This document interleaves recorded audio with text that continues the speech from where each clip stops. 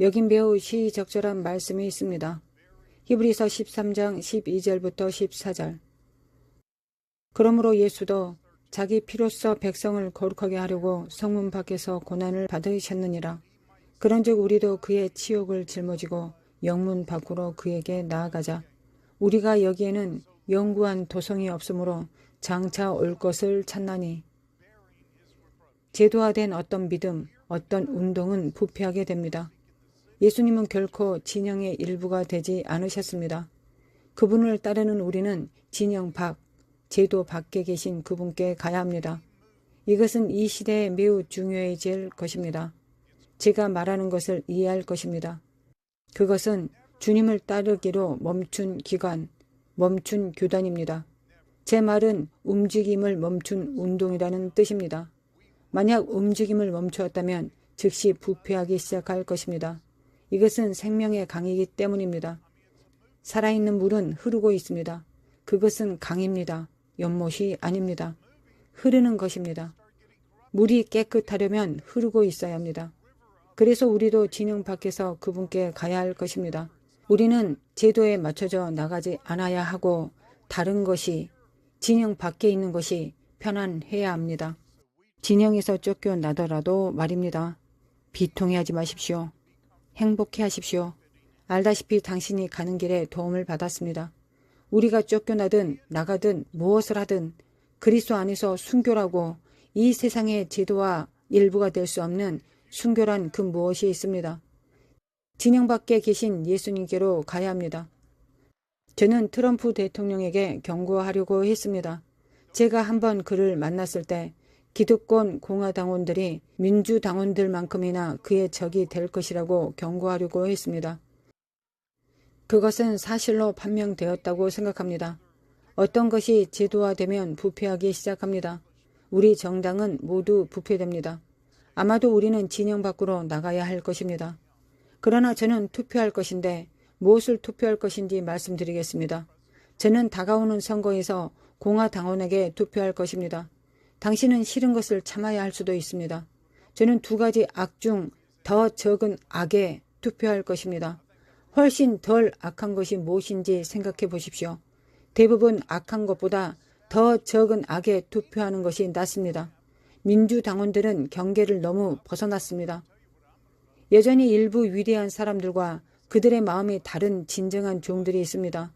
그들은 우리 정부에 있는 제도에 의해 부패되지 않았습니다. 기관에 있는 선출된 공무원들이 있습니다. FBI가 미국에서 가장 부패한 조직 중 하나인 것처럼 보입니다. 그것이 사용되고 있는 방식과 심지어 우리 법무부에서도 일어난 일이 충격적입니다. 그 안에서 그들을 이기는 좋은 사람들이 있습니다. 그러나 그들이 정말로 좋은 사람들이라면 그들은 침묵하지 않을 것입니다. 그들은 일어서기 시작할 것입니다. 그들이 일어서지 않으면 유죄인 모든 사람들과 함께 유죄로 간주될 것입니다. 당신이 무엇을 해야 할지 알고 있고 해야 할 옳은 일을 알고 있음에도 그것을 하지 않습니다.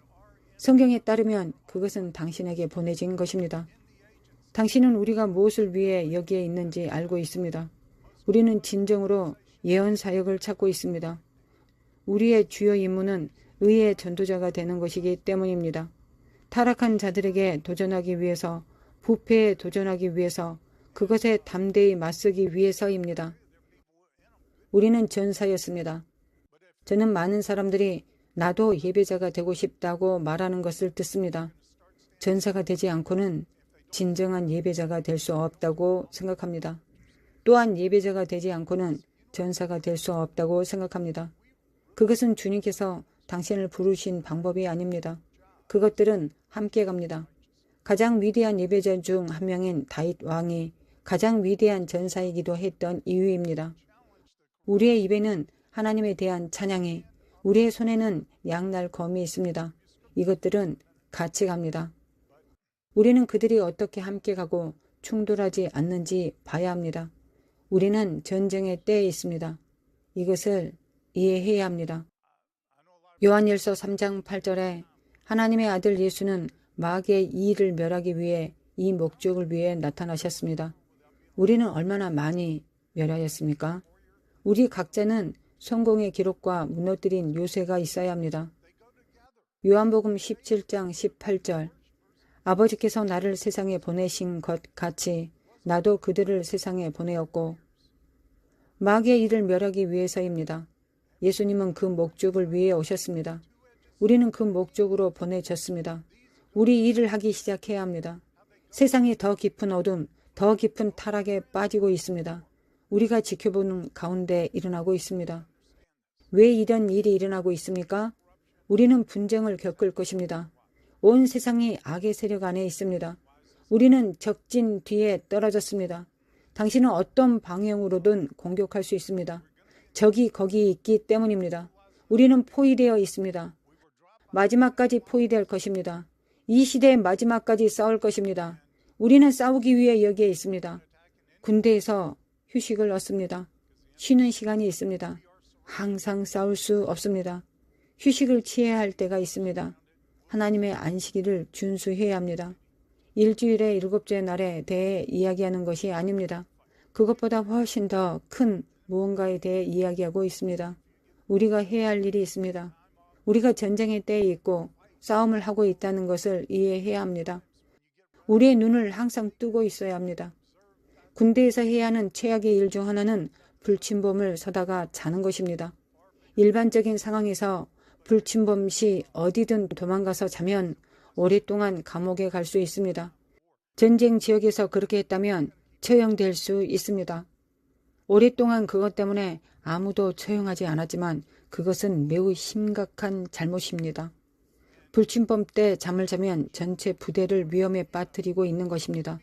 그것이 위험에 처하면 국가 전체가 위험에 처할 것입니다. 저는 어느 날 밤에 불침범 시 잠자고 있는 사람을 잡았습니다. 우리 소대의 비행선에서 발견했습니다. 작은 전투기 엔진 앞에 큰 구멍이 있었는데 그는 그리로 내려가서 숨을 수 있었습니다. 아무도 그를 볼 수 없었습니다. 저는 어느 날 밤 비행 라인을 따라 걸어 내려갔고 그 경비원을 발견했습니다. 비행기에서 코 고는 소리가 나는 것을 들었기 때문입니다. 제가 무엇을 했는지 알 것입니다. 우리는 전면에 대형 스크린들을 두었습니다. 엔진을 손상시킬 수 있는 돌이나 물건을 빨아들이지 못하도록 엔진을 테스트하기 위해 작동시킬 때 사용했습니다. 저는 그 스크린 중 하나를 아주 조용히 가져다가 거기에 넣고 그를 그 안에 가두었습니다. 무서운 비행기였습니다. 사람들을 엔진 아래로 빨아들여서 죽이는 함대에서 최악의 비행기였습니다. 그것은 30피트 떨어진 곳에서 성인 남성을 빨아들일 수 있었습니다. 그는 그 엔진 바로 앞에서 자고 있었습니다. 제트기처럼 엔진 소리가 나는 보조 동력 장치 APU를 작동시켜 바로 앞에 두었습니다. 그는 엔진이 시동되고 있고 누군가가 자신과 함께 이륙할 것이라고 생각했습니다. 그는 매우 놀랬고 그가 다시는 불침범 때 잠을 자지 않았다고 생각합니다. 주님께서 때때로 우리에게 그와 같은 일을 하신다고 생각합니다. 우리가 시대의 징조를 모르고 불침범 시 자는 것에 대한 결과가 있다는 뜻입니다. 이것이 예언 사역의 기본입니다.